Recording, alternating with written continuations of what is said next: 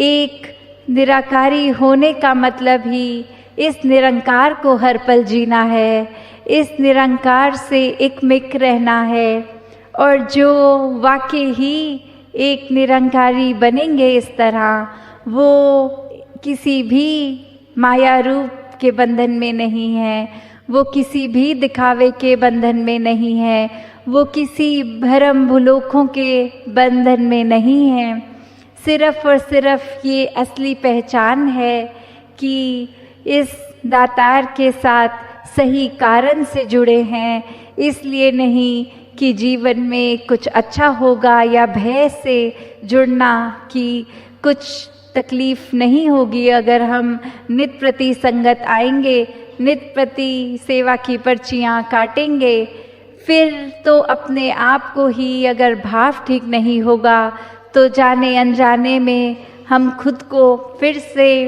एक अपने self created बंधनों में बांध रहे हैं। ये भाव हमेशा हो कि कारण क्या है, भय से नहीं कि आज कुछ ठीक नहीं है तो पर्ची कटा लेते हैं।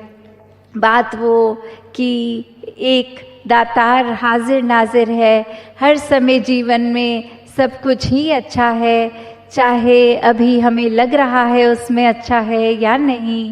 पर भाव वही कि मन में ये निराकार है। सेवा हर समय किसी की भी की जा सकती है, ज़रूरी नहीं कि जब सत्संग आएंगे कोई ड्यूटी लगेगी तो ही वो सेवा है, बस उतना ही दायरा है सेवा का। नहीं, सेवा भी हर समय की ही सेवा है, हर श्वास में की जाने वाली भी सेवा हो सकती है जब ये मूल की ओर एक पूरा ध्यान हो इस निराकार की प्रति। और सिमरन भी इसलिए नहीं कि ये शब्द सीख लिए हैं, तू ही निराकार मैं तेरी शरण हाँ मैनू बख्श लो, तो ये शब्द को भी इसलिए नहीं बोलना कि घर परिवार वाले सभी हर समय बोलते हैं तो हम भी बोलें, वरना कोई घर के बड़े टोक देंगे कि हम कर रहे हैं सिमरन आप नहीं करते। नहीं, ये अंदर से सिमरन भी करना एक हमारी रूह की ही खुराक है। जिस तरह शरीर में कोई अगर दिक्कत होती है तो वो दवाई मिल दी जाती है कि शरीर ठीक हो जाए, वहीं ये मन ये आत्मा के ऊपर अगर कोई माया रूप का मैल चढ़ता है तो ये सुमिरन सेवा सत्संग रूपी ये दवाई ही है जो एक फिर से इस बीमारी जो अगर आत्मा ने थोड़ी कहीं से माया रूप की पकड़ी है उसको छाट के फिर अपने असली रूप में एक प्योरेस्ट फॉर्म इस निराकार का ही अंश है तो ये निराकार ही बनती है। तो कैसे हर किसी ने जहाँ संसार में ये कोशिश हर एक की रहे कि एक हर कोई ही इस दातार का बनाया है, किसी तरह अगर कुछ गलत भी कह रहा है तो भी उसको मन से एक माफ़ करते हुए उसकी भी भलाई का सोचे। अगर अक्सर ये देखा गया है समाज में कि कोई अगर किसी को गलत नज़र से देख रहा है तो भी ये बात कि हमें एक मन में भाव हो कि उस व्यक्ति को किस तरह समझाया जा सके, और यदि वो व्यक्ति अप्रोच से बाहर हो कि सुनने को तैयार नहीं, कोई एक सामने बैठ के एक आराम से एक बात एक डायलॉग नहीं कर सकता है, तो फिर वो बात कि कैसे जिसके लिए उन्होंने खराब बोला उनको समझाया जाए कि जो शब्द बोल दिए गए हैं या जिस नज़र से देखा गया, अब आप अपने मन से उन शब्दों को पकड़ के मत बैठो कि आपके लिए उन्होंने इतना खराब बोल दिया तो अब आप जीवन में कभी उस व्यक्ति से प्यार नहीं कर सकते।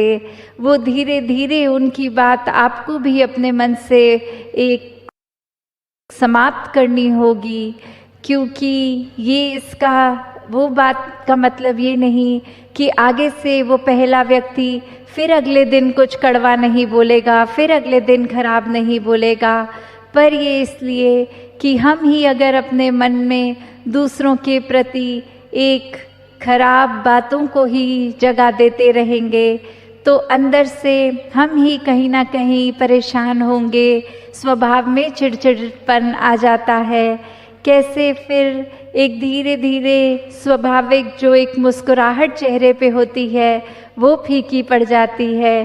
तो जो अच्छाइयाँ करनी है जीवन में वो इसलिए नहीं कि अच्छाइयाँ करके एक महान बनना है, या अगर अच्छाइयों को करेंगे नहीं तो कोई उसमें बुरी बात हो जाएगी, एक नुकसान हो जाएगा हमारा। पर अच्छाई इसलिए करनी है क्योंकि हम इंसान हैं और इंसान का काम ही अच्छाई करना है। मन में कोई बात को इस कदर नहीं बिठा लेना कि ये जीवन भर अब ऐसा ही हो गया, उस व्यक्ति ने ऐसा एक बार किया था तो अब जीवन भर का ठप्पा लग गया उस पे कि ये व्यक्ति हर समय ऐसा ही करेगा। बेशक करे, पर हमने कैसे फिर अपनी चेतनता को इस्तेमाल करना है कि शब्द तो सिर्फ शब्द ही हैं। किसी ने बुरे भी बोल दिए, एक कान से सुने दूसरे से निकाल दें, ज़रूरी नहीं वो एक कान से सुन के मन में बिठा लें हमेशा के लिए। तो कैसे एक खुद को भी पॉजिटिव रखने के लिए फिर यही निरंकार का ही आसरा लेना पड़ता है कि चाहे दूसरे का सुधार हो, दूसरे के स्वभाव में चेंजेस आए ना आए, पर हम अपने आप को उदास ना करें, क्योंकि ये निराकार, ये परम शक्ति, इसके अंदर इतनी पॉजिटिविटी है कि कोई एक आधे 2-10 व्यक्तियों की नेगेटिविटी अगर रखें तो उसके मुताबिक उसके कंपैरिजन एक तोल में अगर देखें तो ये निरंकार की तो इतना ब्रह्मांड पॉजिटिविटी का इसमें है। तो हमें एक कुछ लोगों की वजह से अपने जीवन में खुद को मन खराब करना है या इस निराकार से हर समय वो पॉजिटिविटी लेकर अपने आप को खुश रखना है, अपने आप को एक सेल्फ सस्टेनेबिलिटी की ओर लेके आना है कि हर बार इमोशंस भी हमारे इतने उदास नहीं कि कुछ दोस्त, कोई घर के मेंबर्स लगे रहें कि चलो अब उदास मत हो, अब ठीक हो जाओ, वो बात हो गई नहीं, वो उनको भी हम अपना इमोशनल सपोर्ट के लिए क्यों डिपेंड हों किसी पे, जब ये निराकार ही साथ है। और हर पल में ये इमोशंस भी इसी पे अगर जोड़ लेंगे, जब तन मन धन निराकार का है तो ये मन के इमोशंस भी फिर इसी से आने जाने हैं। तो इस निराकार से ही जब वो शक्ति मांगे अपने लिए कि एक उदास होना लाजमी है, पर कुछ पलों के लिए अगर होके अपने आप को निरंकार के ऊपर कनेक्ट करके पॉजिटिव हो जाएंगे तो वो पल कब आए कब चले गए पता भी नहीं लगेगा। और वहीं उन पलों को अगर अपने दिमाग में बार बार सोचते रहेंगे, एक ये नेगेटिविटी के लूप में फंसते जाएंगे, फिर एक मन दलदल की तरह फिर हमें और ज़्यादा नेगेटिव सोचने पे मजबूर कर देगा। फिर निराकार का ख्याल नहीं आएगा, फिर एक कोई उम्मीद का रूप नहीं नज़र आता मन में। तो कैसे सिर्फ इसलिए नहीं निराकार को मन में बसाना कि निरंकार को बसाएंगे तो पॉजिटिव रहेंगे, नहीं, ये निराकार ने तो एक अपना रूप जो हमने पता है निराकार क्या है असली, तो उसको जब अपने हिस्से बांध लेंगे, दिल में बसा लेंगे, फिर वो बात ही नहीं कि मन से कहीं जाएगा उतर के। फिर एक जिस तरह हम कोई वस्तु अगर अपने कमरे में रख के कमरे को लॉक कर देते हैं तो वो पता ही है उस वस्तु ने अब खुद तो निकल के जाना नहीं है कमरे से बाहर, तो वो तभी जा सकती है अगर उसका ताला फिर कमरे का खुले और कोई आके फिजिकली उस चीज़ को उठा के कमरे से बाहर लेके जाए, तो जब इस मन में निराकार बस गया है तो अपने आप तो जाना नहीं है, पर बात वही कि हमने क्या अहंकार को या बुरी बातों को मन में अगर प्रवेश दे दिया तो फिर हमारे मन में कहाँ निरंकार ठहरेगा। तो दासी और अधिक समा ना लेके इन्हीं शब्दों से